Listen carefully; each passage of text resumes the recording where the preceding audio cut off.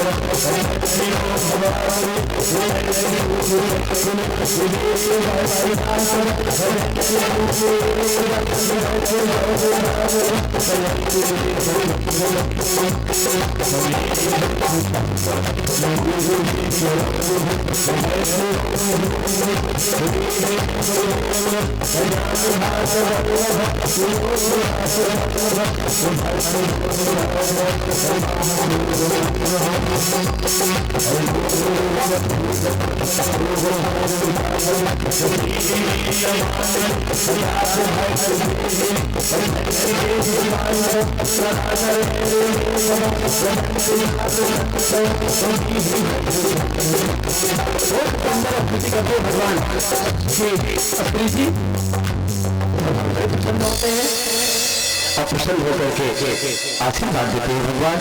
और भगवान को आशीर्वाद देते हैं। आशीर्वाद पाने के बाद विनती करे मुनिलाल से कह कर जो चरण सरोवर नाथ जने सबहु सजन सिमोर।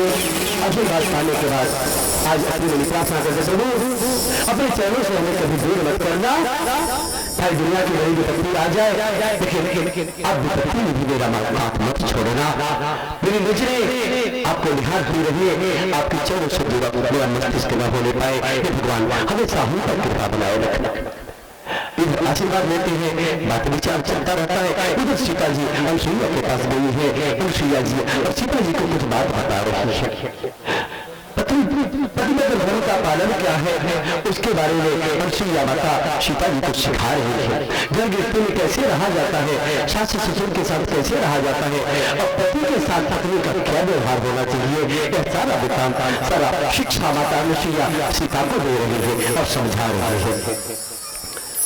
कह ऋषि बधू सरस मृदुबानी नारी धर्म कछुराज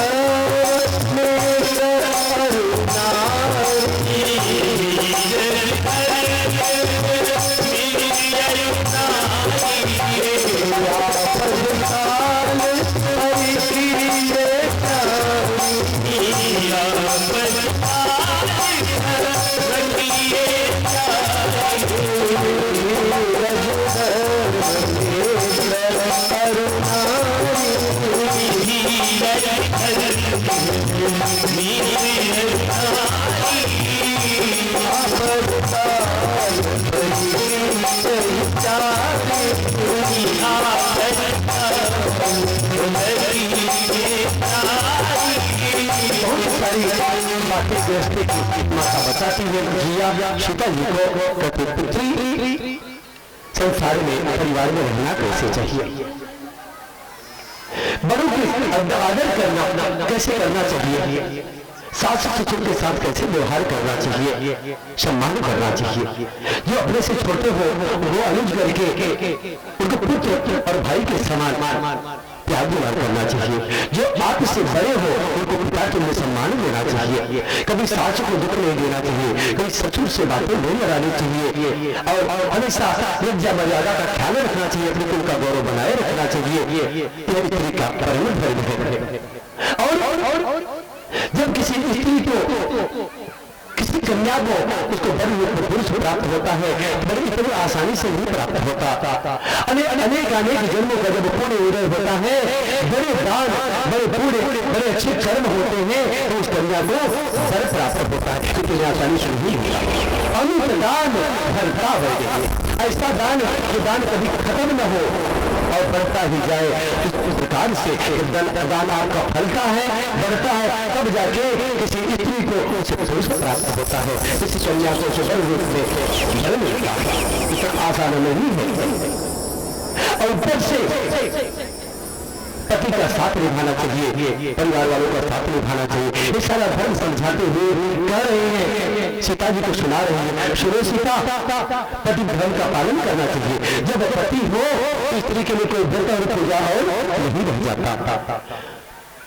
क्या समझा दिए, पति कैसा भी हो पति का सम्मान करना चाहिए, आदर करना चाहिए, उसके बात माननी चाहिए। हाँ कुछ गलत कहे तो मत मानो, नहीं कि पति गलत कर रहा हो तो उसका साथ तो गलत आप भी करो, लेकिन मेरा कहना तो मान लीजिए, गलत भी करो आप लोग। शायद बात करते मैं गलत बोल रहा हूँ, क्षमा चाहूंगा, लेकिन बोलना पड़ेगा।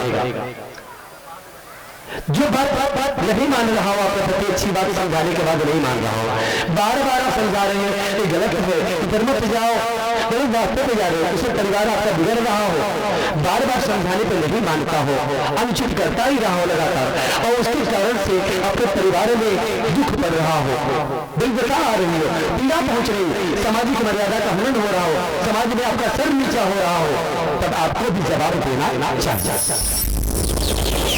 जब तक समझ जाए संभालेंगे, लेकिन जब पानी सबसे ऊपर चले जाए तो संभालेंगे। कई माताओं को देखता हूं क्योंकि जो पति देवता है दुनिया का कोई कर्म बाकी नहीं है कि जो कर रहे हैं, समझ समझो कुछ नहीं बुरा नहीं है, से बोलना चाहिए। दुनिया का कोई कर्म बाकी नहीं है, आहार व्यवहार जहना शहना चलना फिरना सब बिगड़ा हुआ है, और फिर भी देखिए बेटियां उनको झेलती सहती है। इतना कुछ करने के बाद भी वो पति आता है तो बेटियों को सताता है, मारता है, पीटता है, त्रास देता है, तो मैं कैसे कहूं उसको छोड़ दो। अगर नहीं समझ रहा हो कि जी दूसरे समझे तो ऐसा समझाओ। अगर पीने वाला है हम मना करते हो पियो मत, बार बार मना करते हो कि शराब पीना बंद कर दो, तो नहीं मानता। आप बहुत समझाओ, उसके काम बताओ कि शराब पीने वाला बेहोश होके गटर में गिरता है, गंदे नाले में जाके गिरता है, कूड़े करकट में पड़ता है, गंदगी में सड़ जाता है, शर्म नहीं आती, दुनिया के नीचे तक फूकती है, गालियां देती, शर्म नहीं आती, फिर भी नहीं बदल रहा हो। समाज में कितनी प्रतिष्ठा का हनन हो रहा है, तुम्हें शर्म नहीं आती, फिर भी नहीं बदल रहा हो। सब कुछ समझाने के बाद भी नहीं मान रहा हो, तो जिसका पति शराबी है उसकी बेबी को चालू कर देना चाहिए शराब पीना, ये नहीं हिसाब। जितना वो पिए ना उससे ज्यादा पैसा आप चढ़ा लो।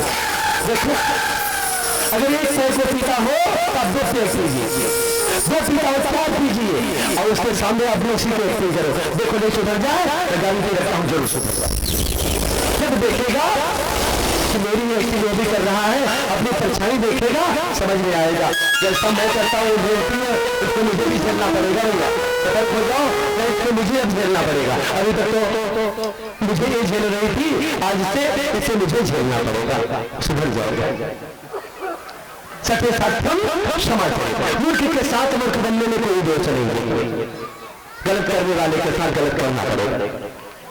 मैं नहीं कहता आप लोग ऐसा करना, लेकिन कोशिश सही रहे, परिवार में लोग तकलीफ में आए। आपके घर का एक व्यक्ति बिगड़ता है ना, पूरा घर बिगड़ता है, समाज बिगड़ जाता है, आने वाली पीढ़ियां नस्लें बिगड़ जाती है, बर्बाद होने लगती है। सो बच्चे संस्कार लाए जीवन में, नशा नाश करता है, उपहास कराता है, हास कराता है आपका, लेकिन कभी आपको सुख नहीं देता। जिसके घर में नशा आया तो बर्बाद करके छोड़ा। किसी नशेड़ी के घर को देखेंगे कि उसका घर ऊंचा उठा, किसी नशेड़ी के घर बनते देखा है आपने, चाहे जुए का नशा हो, शराब का नशा हो, भांग गांजा का नशा हो, नशा कोई भी हो, नशा बर्बाद भी करता है। मेरे कहने का मतलब उल्टा न लगा लेना, आप सभी घर में जाकर झगड़ा करना कोई मेरे नाम, एक कोशिश करना आपके परिवार में बदलाव आएगा, समझाना बताना जाके। आज महाराज जी ऐसी कथा कर रहे और कह रहे थे कि हम लोग पिएंगे, आपको देखो क्या बात आती है, बदले में क्या प्रक्रिया आती है, हमें बताना आप लोग जरूर दूसरे दिन कथा में क्या प्रक्रिया आती है। और हमारा मिशन भी तो चल रहा है गिरजाशंकर मिश्रा जी के द्वारा नशा मुक्त भारत, जिससे हमारा एक कार्य हो रहा है राम कथा नशा मुक्त भारत के लिए किया जा रहा है। फिर समाज से नशा गायब हो जाए, नशा दूर हो जाए। नशा नाश कर रहा है, लोगों को बर्बाद कर रहा है, पीड़ा दे रहा है, परिवार में तनाव दे रहा है, दुख दे रहा है, बच्चों को उन्नत नहीं होने दे रहा है, प्रतिभा बर्बाद कर रहा है। सो नशा कैसे पलटे पाए? इसके लिए लग जाओ सब लोग, लाठियां डंडा लेके खड़े हो जाओ, नशा बढ़ने पर जाते। नशा को रोको, नशा जो बेहोश कर दे, नशा जो बर्बाद कर दे, तबाह कर दे, नशा गलत है।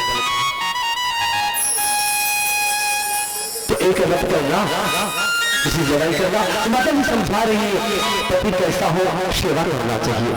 बड़े भाग्य से अमित दान भरता दया देहि, अधम सुनारी जो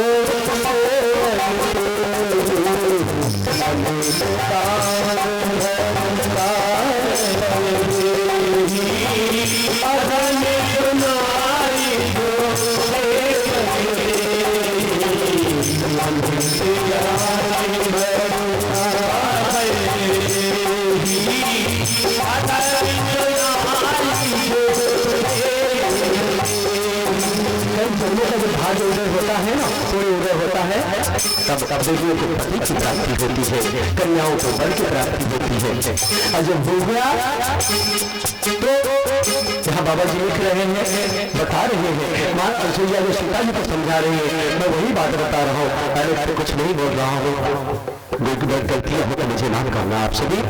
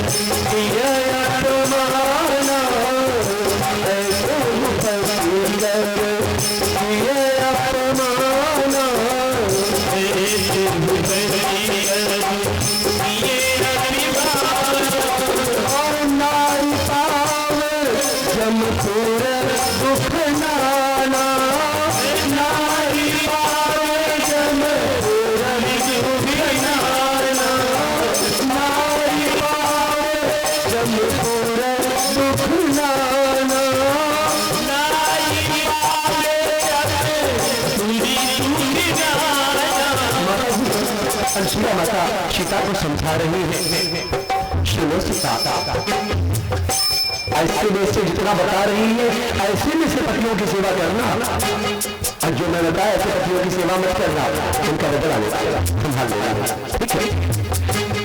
रोग बस जग भर देना, कभी कभी देखने को मिलता है युवा अवस्था है, जवान है, लेकिन वृद्ध से भी ज्यादा कमजोर है, बुढ़ापा आ गया है जवानी में।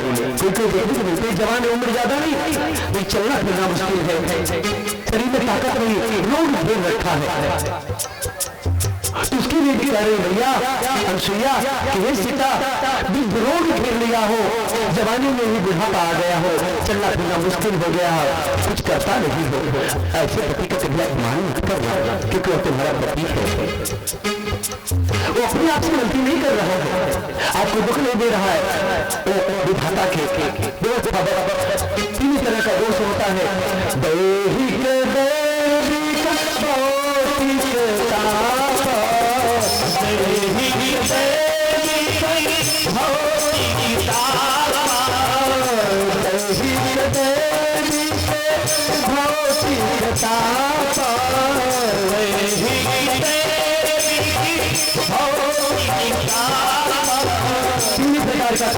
होता है, किसी के किया कराया आपके ऊपर असर कर जाए, आप पीड़ित हो जाए, चट्टे में पड़ जाए, भगवान की कृपा रूठ जाए, आप विपत्ति में पड़ जाए, कोई रोग फिर ले, अकस्मात कोई रोग उत्पन्न हो जाए, कष्ट पूरी प्रकार का है।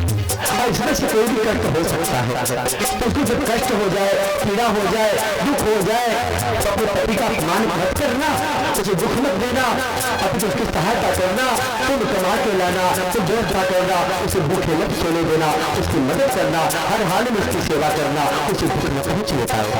वृद्ध रोग जड़ धन हीना, मूर्खो बात बात में आप सही बोलो तो गलत जवाब देते, बात बात में लड़ जाए, झगड़ जाए, आप सही बोलो उसका उल्टा अर्थ लगाने लगे, तो भी उसको पलट के जवाब मत देना, उसका अपमान मत करना, उसे दोष मत देना। आपके भाग्य में वही है, इसलिए अपना करके उनका सम्मान करना और पतिधर्म का पालन करना। विद्ध रोग बस जड़ धनहीन, किसी कारण से गरीबी घर में आ गई है, धन नहीं है, धन है, शायद कमाता नहीं, शायद व्यापार नहीं करता, या उसके भाग्य में ऐसा कुछ है जिसका आज कल उसका धन नहीं इकट्ठा हो पाता। तो धन के कारण से, धन की कमी होने के कारण से पति का अपमान मत करना। धन से कई गुना, एक नहीं, दो नहीं, हजार नहीं, लाख नहीं, करोड़ों गुना वह सम्माननीय है, धन से बड़ा सम्माननीय आपका पति। इसलिए धन की कमी हो तो भी अपने पति का अपमान मत करना। मां सुइया सीता को समझा रहे, विद्ध रोग बस जड़ धन हीना, इतना ही नहीं, अंधा हो, दोनों मित्रों से देख नहीं पाता हो, कुछ करने के लायक नहीं हो, तो भी उसका भी अपमान मत करना। बहरा हो, आप जोर से बोलो फिर भी सुन नहीं पाता, एक बार नहीं 10 बार बोलो फिर भी सुनो समझ नहीं पाता हो, तो भी उसको अपमान मत करना, उसका अपमानजनक बातें मत करना, उसे नीचा मत दिखाना। अंग बधिर क्रोधी, बार बार में क्रोध कर रहा हो, आपसे झगड़ जाए तो भी उसका अपमान मत करना। अति दरिद्र हो, भिखारी से भी गई गुजरी उसकी हालत हो, तो भी उसका अपमान मत करना। अगर ऐसी विपत्तियों का अपमान करते हो तो नारी पाओ जमकुल दुख नाना, इस लोक में तो दुख प्राप्त होगा ही, पर लोक में भी यम की यातनाएं झेलनी पड़ेंगी, याद करो ना। ऐसे विपत्ति का अपमान नहीं करना। लेकिन यहाँ पे बाबा जी ने कहीं ऐसा नहीं लिखा कि नशाखोर का अपमान मत करना, जो समाज का दुश्मन हो उसका अपमान मत करना। देखिए क्या इतनी बातों में कोई बात आई क्या? जो गलत कर रहा हो उसको समझाओ, नहीं समझाए, नहीं समझ पाए तो तरीके से समझाओ। ठीक है, अगली बात ये सुनिए और समझा रही है कि जब स्त्री को पति प्राप्त हो जाए, कन्या को वर प्राप्त हो जाए, पहले सूत्र में बच जाए, विवाह के बंधन में बच जाए, गृहस्थी बच जाए, तब देवियों के लिए किसी भगवान की पूजा करने के लिए आदेश नहीं, स्त्रियों के लिए किसी भगवान की पूजा करने का आदेश यहाँ नहीं मिलता। नारी धर्म बताया जाता है, इसलिए लोगों को एक ही धर्म बताया जाता है, एक ही धर्म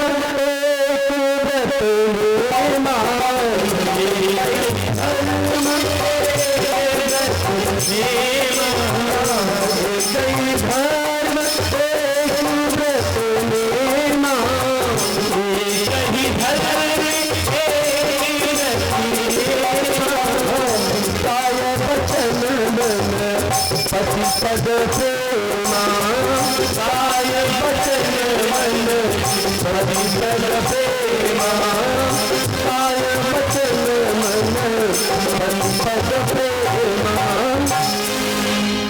विवेक के लिए एक ही धर्म बताया गया, उसका पति ही भगवान है उसके लिए, अन्यथा उसके लिए कोई भगवान नहीं।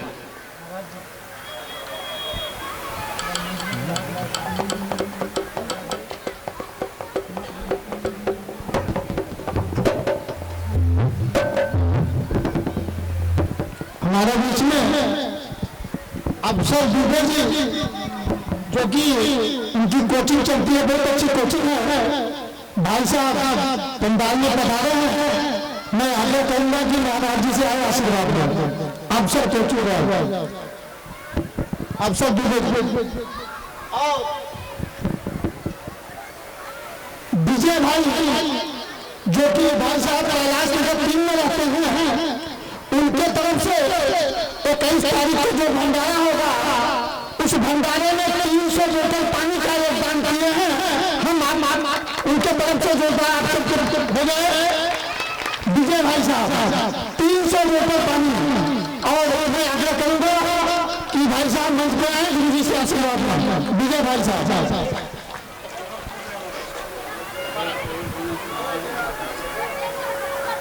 कम से कम का योगदान का साथ एक बार देश में लोग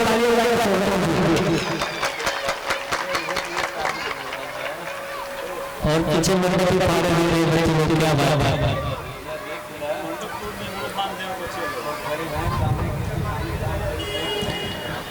विकास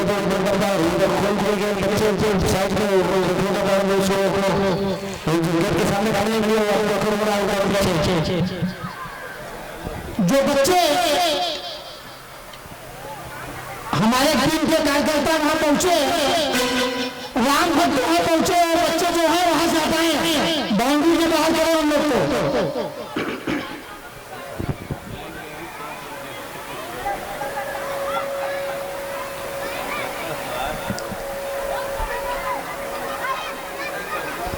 हमारा श्री से निवेदन करूंगा कि शुरू करें। श्री राम जय राम जय जय राम, श्री राम जय राम जय जय राम, श्री राम जय राम जय जय राम, श्री राम जय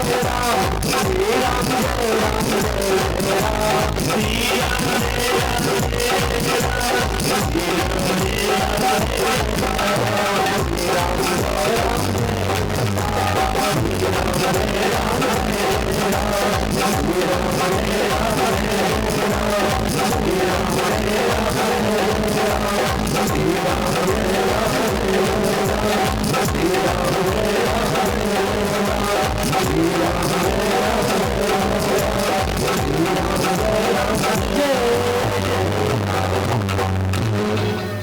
सच्चे दरबार की सरकार की सरकार की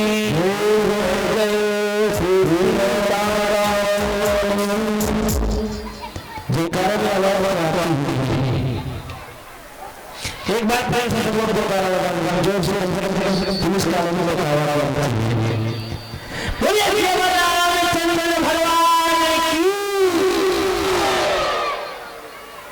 अभी मेरे तेरे नाम लोग से आगे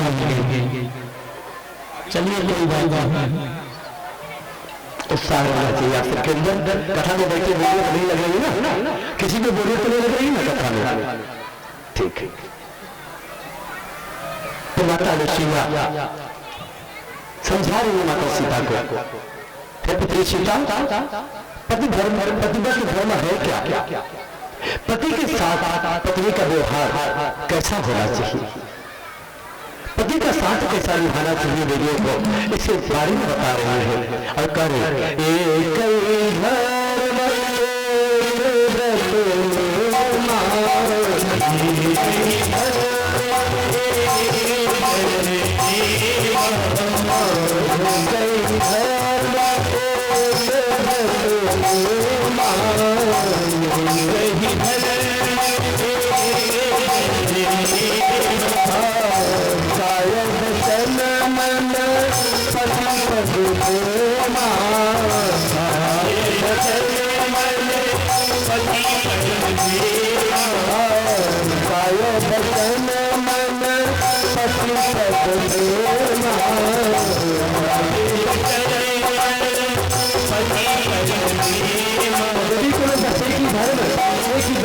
एक ही कर्म, एक ही नियम, एक ही पुण्य, एक ही पाठ, एक ही पूजा है वो उसका प्रतीक। इसके अलावा कोई पूजा पाठ धर्म नियम नहीं रह गया। माता समझदार और इतनी सी नहीं, किस तरह से एक ही पति की तरह से होना चाहिए सब कुछ, काय वचन मन शरीर से भी वो एक ही आपका पति होना चाहिए, दूसरा आपके नजर में जीवन में नहीं आना चाहिए। शरीर से, वचन से भी जब कोई बात आए, चर्चा भी कहीं चले किसी की, तो उसको उसके सिवा किसी पुरुष का नाम भी नहीं आना चाहिए। मन में भी अगर कोई कल्पना आए, बात विचार भी आए, किसी पुरुष का रूप आए, अपने पति के सिवा दूसरे का रूप नहीं आना चाहिए। तब क्या होता है, जब इस ढंग से प्रतिबद्ध का पालन दुनिया करती है तो क्या होता है, आप लोगों को पता है, कथाएं सुने हैं, टीवी सीरियल भी देखे होंगे, कथाओं में भी आपने पढ़ा भी होगा किताबों में कि माता मुसैया ने क्या किया था, क्या किया था। माता अपने पति देवता की सेवा करती थी, पता ना, पति देवता की सेवा करती थी। लक्ष्मी, ब्रह्मिणी और माँ पार्वती के कहने पर, तो तीनों देवियां के कहने पर ब्रह्मा विष्णु महेश परीक्षा लेने आते हैं माता अनुसुईया का, और निर्बल हो भोजन कराने की मांग करते हैं। क्या आपके तन पर निर्भर करना हो और ऐसी अवस्था में मुझे भोजन कराए। मानसिया ने दूसरा मंत्र जाप नहीं किया, ओम पति पति परमेश्वराय नमः, ओम पति परमेश्वराय नमः नहीं जाप करती थी। उसी मंत्र से जल को अभिषिक्त किया, और जल अभिषिक्त के उनके पृथ्वी के मारे तो 5 वर्ष के बालक बन गए, छोटे छोटे बालक बन गए ब्रह्मा विष्णु महेश। सोच लीजिए पूजा किसकी बड़ी है। अच्छा ये बताइए, किसी ने ब्रह्मा को देखा है? आप बता, जिसने देखा हो, देखा किसने? विष्णु को किसी ने देखा है? देखा है क्या? महेश को किसी ने देखा है? तो नहीं देखे तो पूछते हो, अपने पति को पूछो, सेवा करो। ब्रह्मा निर्माण करते हैं तो सुने हो आप, लेकिन देखे नहीं हो। लेकिन आपका पति आपके लिए व्यवस्था बनाता है, घर देता है, वस्त्र देता है, व्यवस्था घर की पूरी करता है कि नहीं करता? तो ब्रह्मा है कि नहीं हो? किस ब्रह्मा को खोज रहे हो आप? शायद विष्णु को आपने नहीं देखा होगा, इसमें से देखे हो? नहीं देखे। लेकिन आपका पति आपके लिए पालन पोषण की व्यवस्था करता है, अन्न खाना पीना दूध सब्जी करता कि नहीं करता? विष्णु कौन है? कौन सी विष्णु की तलाश कर रहे हैं आप लोग? आपका पति भी विष्णु है। जब आपके ऊपर संकट आते हैं, समस्याएं आती हैं, आप पीड़ित होते हैं, कोई सहायक नहीं बनता, कोई आपको जरा उंगली दिखा दे तो बोले, कोई आपको आंख दिखा दे, आपके बारे में बोल दो, कभी लड़ने को तैयार हो जाता है, कभी करने को तैयार हो जाता है। कौन है महेश? आपका पति ही आपका महेश है। मत अपमान करो, समझो। इसी बात को माता जी समझा रही, कई धर्म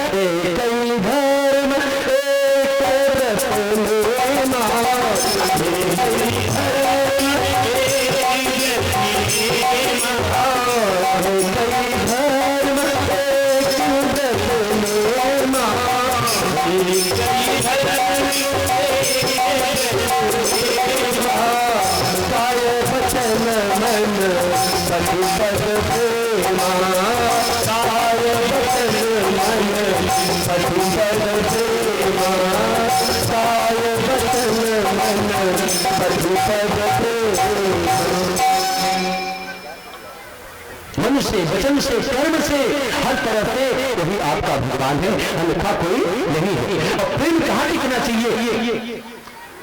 आजकल पूछा जाए किसी से, किन्हीं देवियों से कहा जाए कि आपके पति की पहचान क्या है, तो देवियां कहेंगी ऐसे ऐसे रूप उनका है, ऐसे गोरे हैं या काले हैं, ऐसा चेहरा है, गोला है या लंबा है। किन्हीं कपड़े से कोई पहचान बता देगा, कोई लंबाई से, कोई छुटाई से, कोई काम के तरीके से, कोई चलने के तरीके से बता देगा। ये अपने पत्नियों का सही ढंग से परिचय लेकर आती माता, क्योंकि उन्हें सही ढंग का पता नहीं है। यहाँ जब माता जी बात कर रही बता रही है, कार्य वचन मन पति पद प्रेमा, चरणों में प्रीति होनी चाहिए। अब चरणों में जब प्रीति होगी तब क्या होगा? ऊपर नहीं ताकना पड़ेगा। पति आके खड़ा हो गया सामने ना, मुझे आपको ऊपर नहीं करने पड़ेगा। जैसे उनके पैर देखोगे ना, ऐसे पहचान नहीं हमारे पति को होता है। लेकिन चरणों में प्रीति तो नहीं आ गई, चेहरे में प्रीति धीरे धीरे घट गई है। चेहरों की भी प्रीति घटती जा रही है, चरणों की प्रीति तो बहुत दूर हो रही है। प्रेम बढ़ाए और इतनी बात समझाने के बाद मैया और सीता को और कह रही कि पतिव्रता स्त्रियां कितनी प्रकार की होती है, उसको सुनो सीता, उसको समझाने की कितनी प्रकार की पतिव्रता स्त्रियां होती है, उसको बता रहे। जग पतिव्रता चारि विधि, जग पतिव्रता चारि विधि, जग पतिव्रता चारि विधि, ससुराल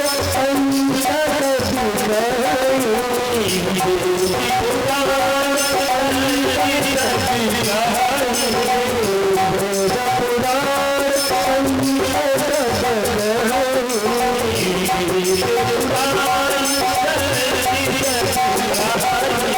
चार प्रकार के व्यक्तियों को बताया गया जो पतिव्रता स्त्रियां हैं, चार प्रकार के वर्णन करने बताते हैं। चार के अलावा पांचवा प्रकार नहीं बताती है माता जी कह रहे। और चार प्रकार में पहला प्रकार क्या है, सुनिए। उत्तम के बस मन माही, बस मन माही, उत्तम के बस मन माही,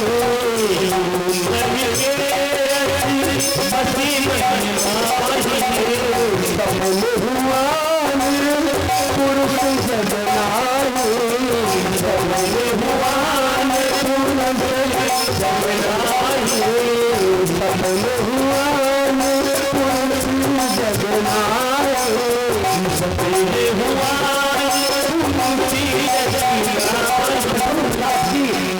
प्रथम प्रकार की जो पतिव्रता स्त्री है उसका पहचान बता रही है। उस देवी के लिए बस उसका पति सर्वस्व कुछ है, सब कुछ है, उसके अलावा कुछ भी नहीं है।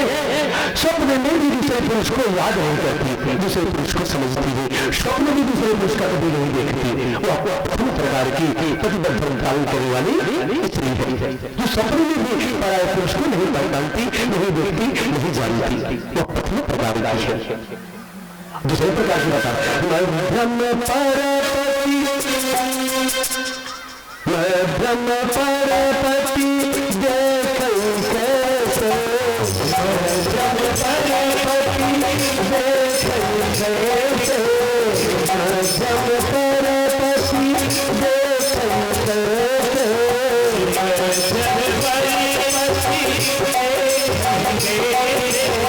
माता पिता पूजन जगैसे, माता पिता पूजन जगैसे, माता पिता पूजन जगैसे, माता पिता। दूसरे प्रकार की जो धर्म पालन करने वाली स्त्रियां हैं पराये पुरुष को कैसे देखती हैं, जैसे भाई हो वो भी सगा, दूसरा मान लेना नहीं। आज कजिन वाली बात करती है, ये तो हमारे कजिन में भाई है, कजिन में भाई, कोई बात नहीं मान लेना। सगा भाई एक माँ के उधर से जन्म लेने वाला भाई जैसा होता है व्यवहार, ऐसा ही पराये पुरुष उसको भाई दिखे, सगा पिता दिखे, सगा अपना पुत्र जैसा होता है। उसी प्रकार दूसरे पति को देखकर उसके मन में ऐसा आए कि सगे पिता है, सगा भाई है, सगा मेरा पुत्र है, ऐसा भाव होना चाहिए उसके प्रति। वह द्वितीय श्रेणी की पतिव्रता धर्म पालन करने वाली स्त्री है। अब तीसरे प्रकार की बात करते हैं। धर्म विचार समुझ कुल रहे, धर्म विचार समुझ कुल रहे, धर्म विचार समुझ कुल रहे, धर्म विचार समुझ कुल रहे, कौन की सतिया श्रुतिया सकहे, कौन की सतिया श्रुतिया सकहे, कौन की सतिया श्रुतिया सकहे।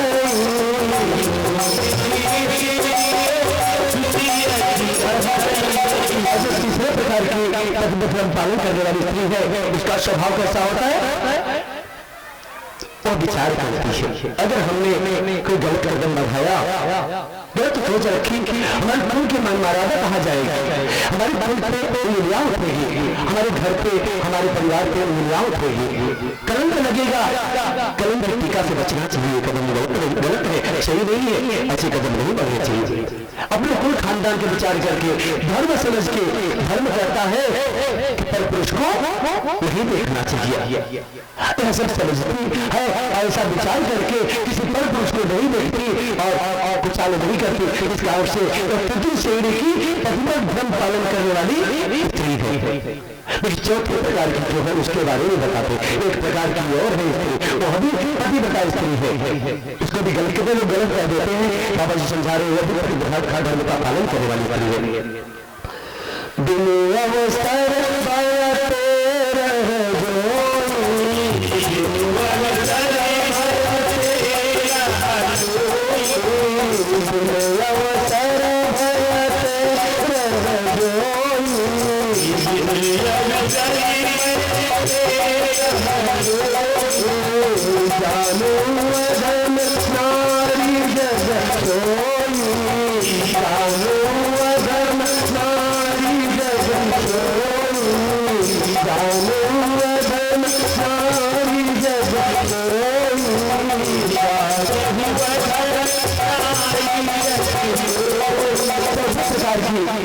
धर्म पालन करने वाली स्त्री का वर्णन करते हैं बाबा जी और कह रहे माता अनुसुईया सीता को समझा रही है, पुत्री सुनो, चौथे प्रकार की वह स्त्री है, वो भी प्रतिबद्ध धर्म पालन करने वाली स्त्री कही जाएगी। वो भी प्रतिबद्धा स्त्री है जो अवसर की तलाश करती है, लेकिन अवसर नहीं प्राप्त होता और उस अवसर से बचते बचते बचते बचते जिंदगी अपनी बचा लेती है और कभी कलंक नहीं लगने देती अपने मन माथे पर। वह भी प्रतिबद्ध धर्म का पालन करने वाली स्त्री है, वो भी प्रतिबद्धा स्त्री है।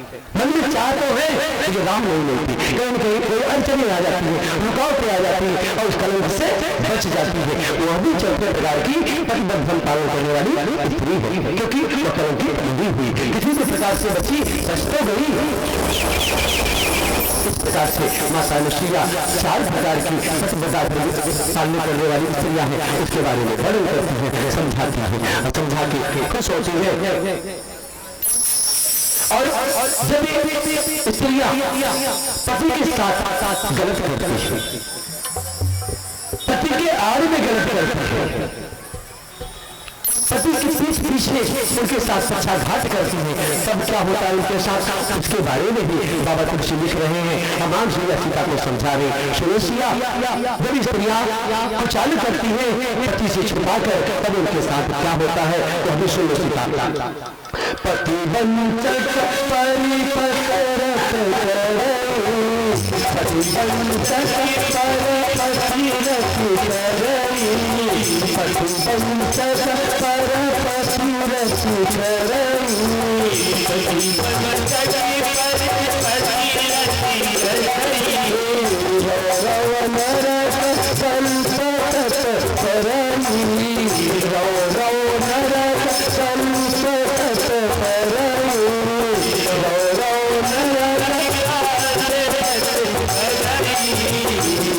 उसके बारे में बता रही माता सुरेशिया।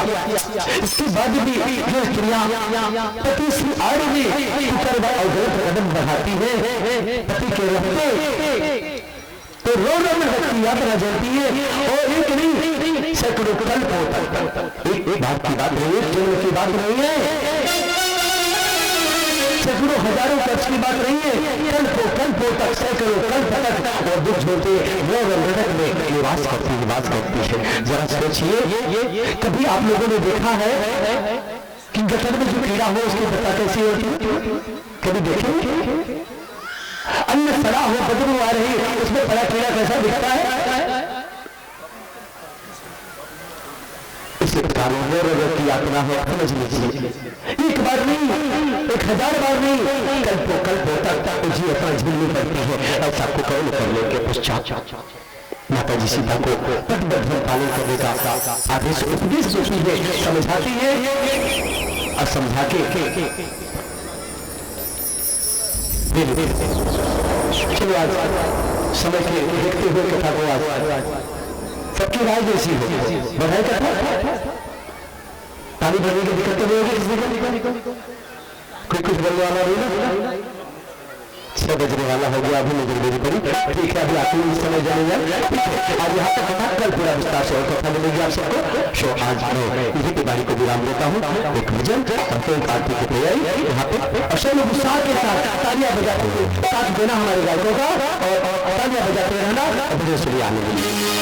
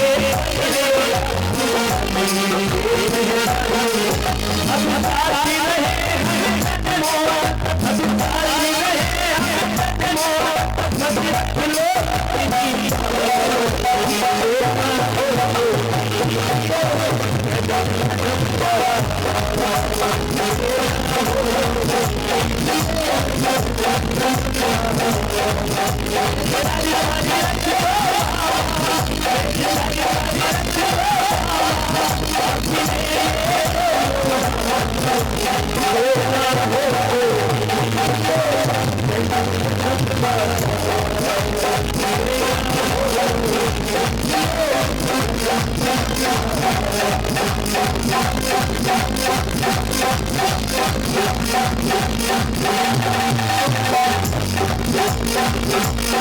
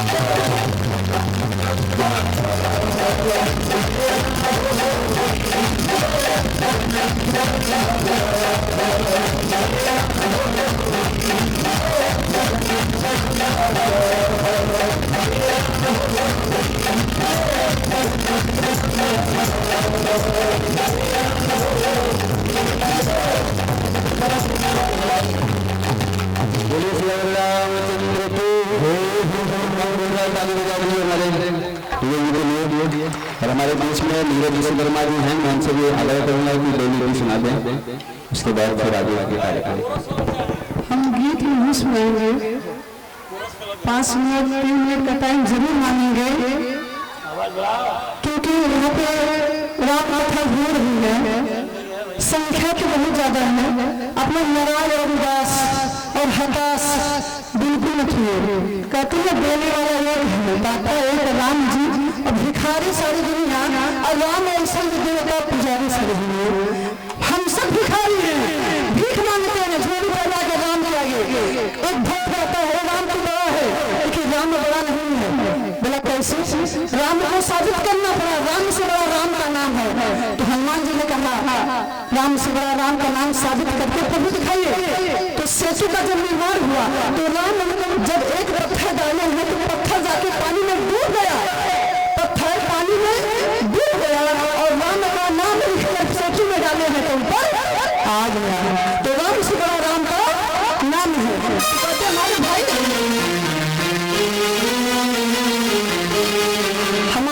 जरूर कार्यकर्ता में संयोजक कार्यकर्ता में जरूर उपस्थित है, मंच पर लोग खड़े हैं।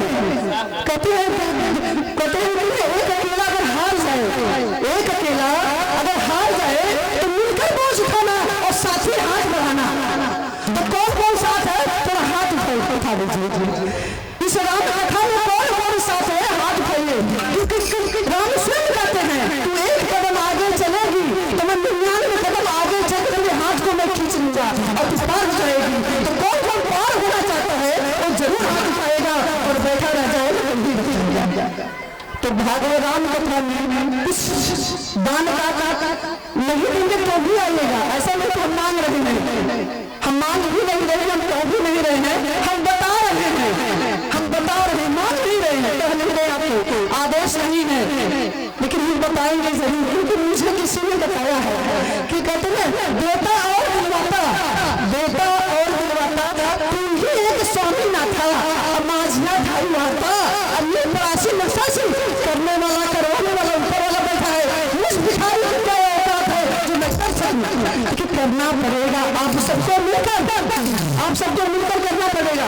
कहते हैं हमारे भाई बोलते हैं कि भंडारे में कुछ तेल की कमी है, तो तेल का जो दान करता है उसके जो हड्डी का जोड़ों का जो दर्द होता है, दान करने मात्र से ही दूर, दान करने मात्र से ही दूर होता है। यहाँ से सारे लोग को दर्द जरूर है तो दान तो करना चाहिए, ज्यादा नहीं जो समर्थ हो।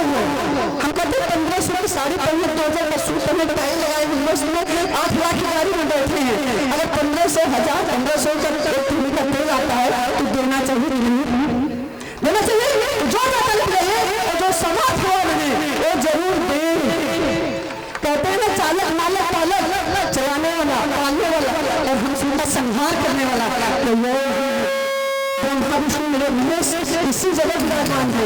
एक भक्त कहता है भगवान है कहाँ, एक भक्त कहता है भगवान है कहाँ। अरे जिस वजह तुम उठा के देख ले वही भगवान पड़ा है। भगवान हर घर पर भी है, यहाँ विराजमान है, हम सब आपके दिल में। लेकिन भगवान स्वयं थोड़ी आता है, सच है भगवान स्वयं नहीं आता है, लेकिन अपने संचालकों को जरूर भेज देता है तो कार्य उसका पूरा हो जाए। अरे जोरदार ताली दो।